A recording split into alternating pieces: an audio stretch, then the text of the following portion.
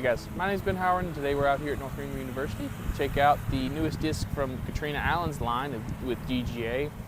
It's actually kind of cool because they haven't released the name, the flight numbers, nothing about this disc really. They've just released the prototype for it. I was able to pick this up at USDGC this past weekend, so I'm really excited to check this one out. It feels great. Like, it's got a very low profile all the way through, pretty flat, but as you can tell, it does feel a little bit more understable than I was expecting. Because I was expecting this to kind of be like maybe a Grace or the Drive, something like that neutral 11 speed, but this definitely feels more like a 12 or maybe even a 13 speed. But I do think it's going to be in that same range, maybe more like Missy Gannon's disc, the Captain's Thrasher, something like that. As you might be able to tell, it's pretty windy out here, so it's going to be a good time to test this out and see how it reacts to some wind and a bunch of different types of shots. So let's go and get into it and see how it flies. All right guys, so we're on hole 1. This one's a par 3, 237 feet. Basket straight ahead down this tunnel. But I'm not taking that route because there's OB on the left side marked by the asphalt. So I'm gonna go with a wide hyzer, try and go around all the trees. It's not really exactly the best time to try this because we do have a left to right wind, so it's gonna smash it down, but that's all I really got. So we'll see what happens.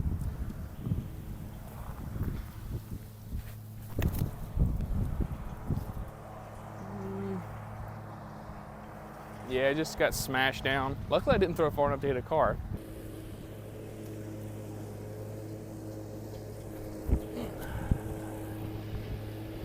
That'll work.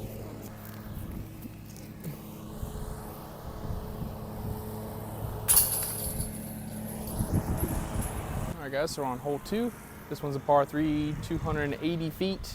You see the basket straight ahead on top of this hill. I'm gonna try a similar shot to what we threw in the last hole, but maybe with a little bit less hyzer, a little bit less height. I'm just gonna try and throw a hyzer like a foot or two over the hill, let it carry back to the left, and hopefully have the swing kind of smash it down near the end to keep it from going too far from the basket.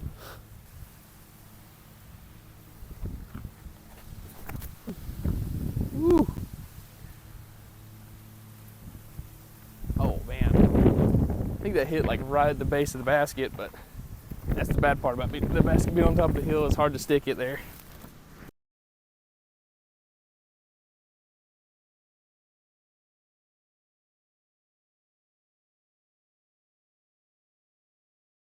All right guys, we're on hole 3. This one's a par 3, 290 feet.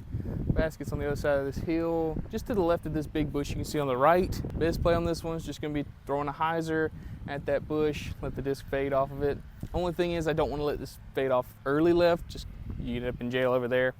But that left to right wind's kind of feeling more of like a tailwind now.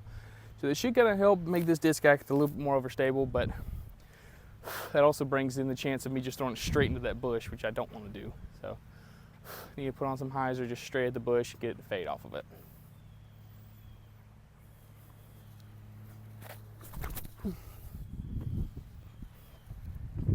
I like that.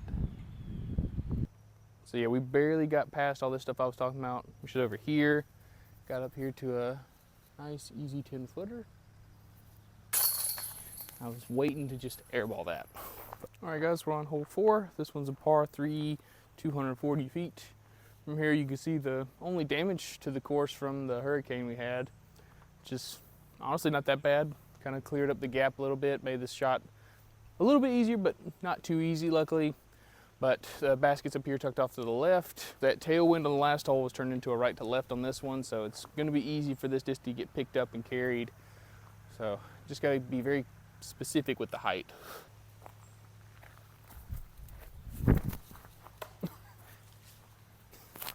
Okay, so I'm gonna have to re-tee because there's literally no way for me to get even behind the disc right there. So I'm gonna try this again, see if I can actually throw a shot like I want to.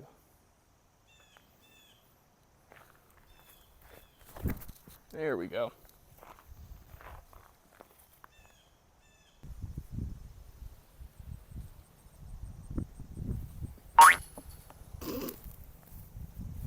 Dadgummit. All right guys, we're on hole 5. This one's a par 3, 270 feet. Basket straight ahead.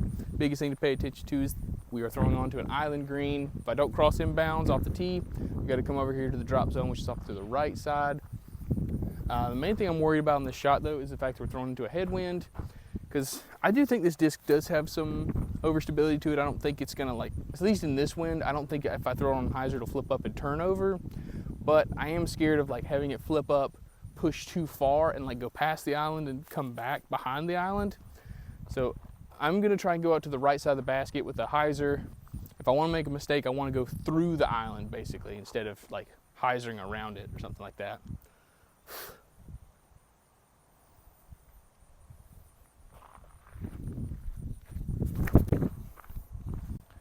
Ooh, yeah, flipped to flat, turned a little bit actually, but that looked like it was pretty good. Okay, so I barely did go out of bounds from the back side of the island, which I'm not mad about, but only thing that's annoying is right where my disc went out of bounds, there's a fire ant nest, so I'm gonna bring it over like a few feet so that way I'm not having to putt in them.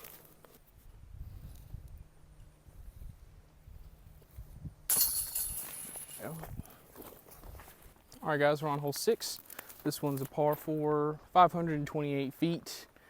Off the tee, we've got a mando left of these buildings up here, and from there, the basket's tucked to the right. You can actually see it between the 4th and the 5th tree over here on this right side. We do have a tailwind, so I think I'm just gonna throw this just straight ahead, not at the buildings, but just to the left of them, and see if this will just kind of push straight. I think this will be the first time I've really thrown this thing flat and hard, too. Uh-oh. I threw it at the buildings. Ah, dang it. Close. That held straight a long time.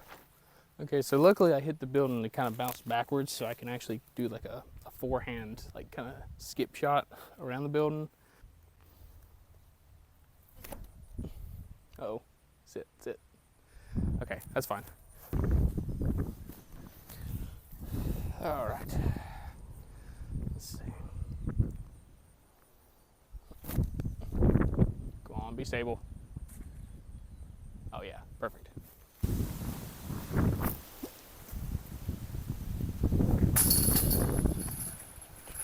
All right, guys, we're on hole 7. This one's a par 3, 270 feet. Basket straight ahead, tucked in the wood line. I really need to be careful about the height on this one because the ground slopes up towards the basket and we got a low ceiling, so I really got to hit like a coin slot if I want to get up there and be parked. Nice part is there's a wall of trees right behind the basket, so if you do get in there, you're more than likely going to be parked. But we've got a pretty stiff right to left wind, so I got to make sure I don't get this over on any anhyzer at all. I need to be flat or on hyzer the whole time. So I'm going to throw on a touch of hyzer on the right side, see if we can get up there. I mean, well, okay, that flipped a lot more than I thought it would. Aw, dang. If I got past that tree, that would have been really good. But that should be like a 30-footer. I wasn't expecting it to flip as much as it did there, though.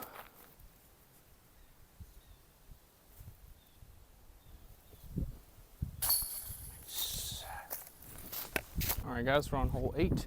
This one's a par 4, 450 feet. Basket's down here tucked off to the left. This is going to be a hard tee shot with this disc because we're going into a headwind, and finishing off to the right isn't that bad. The main thing I can't do is give it any nose up angle because then it's going to lift and go to the left, which if I throw it far enough wouldn't be that bad, but if it's early at all, I might lose this disc like forever. Like nobody's ever going to find this disc. So if I do want to throw this on some hyzer, just kind of get to pop up flat, kind of what it's been doing, just popping up, turning, and then fading back out. Biggest thing is I don't want to get the nose up.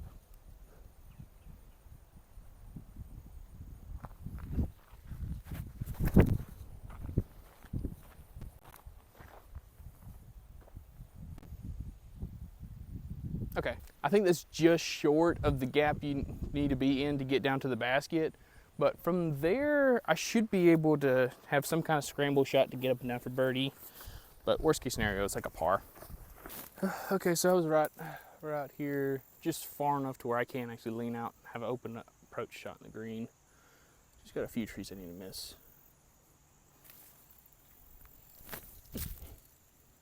Ooh, uh-oh. Okay, that was a good tree.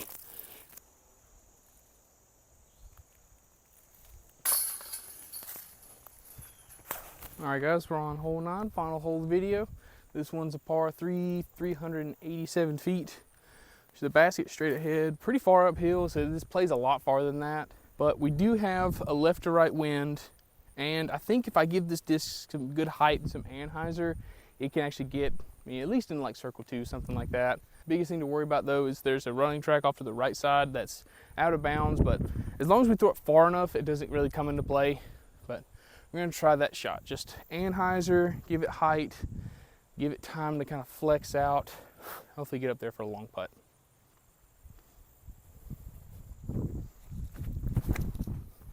Oh, that's so good.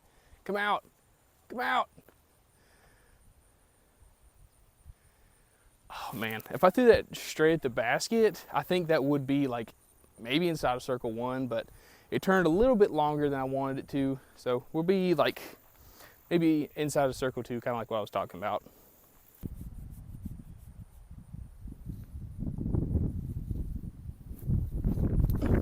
Come on. Oh, dang it.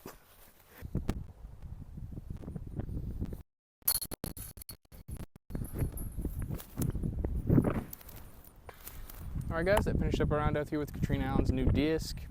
I've been trying to think of what I would give this for flight numbers throughout the whole video, and I definitely think it's a 12 speed because it's pretty big in my hand, but it's not uncomfortable. And for 13 speeds, a lot of times they're just a little too big for my hands, but this is about as big as they could get before I was starting to feel like they're uncomfortable. So I would say this is a 12 speed.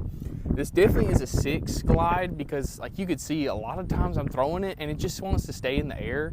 So I would say it's a 6 glide, and then the turn and the fade, I'm thinking -2 too, because you can see I was getting some reliable turn out of it, but it was reliably overstable. And this isn't like a disc like the Hades, something like that, where like you're getting that to hyzer flip to turn over and fade out. Like this was kind of like a touch of hyzer to like barely turn over and then come back, or like I would get to flip to flat, push straight and then fade out. So I would say like, yeah, like a touch more stable than a Hades. And at the beginning of the video, I did say that this disc is shallow, and now that I've thrown it though, it's really not.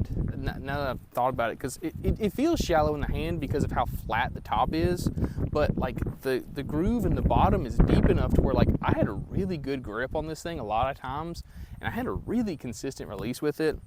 I do think this disc is probably gonna go in the bag, or if not, gonna be like first in line for like when a disc does pop out of my bag, because like I was getting really consistent releases with it, really consistent flights, and like I didn't feel like I had to throw it really hard to get it to stay in the air. The only thing I've really ever thrown that this reminds me of are my Kings, because like I can get consistent turn out of them, but they're gonna finish for me and they're gonna go really far, and that's definitely what these do. So these might be something that I'll kind of throw in interchangeably with the Kings, or even like kind of kick one out, because I do have one in my bag that's fresh and like I can't really get used to it yet, whereas this one is flying like I want it to.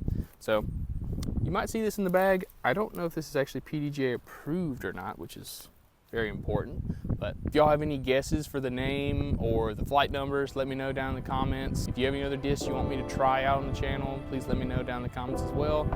But yeah, thank y'all so much for watching. Please like and subscribe, and y'all have a good one.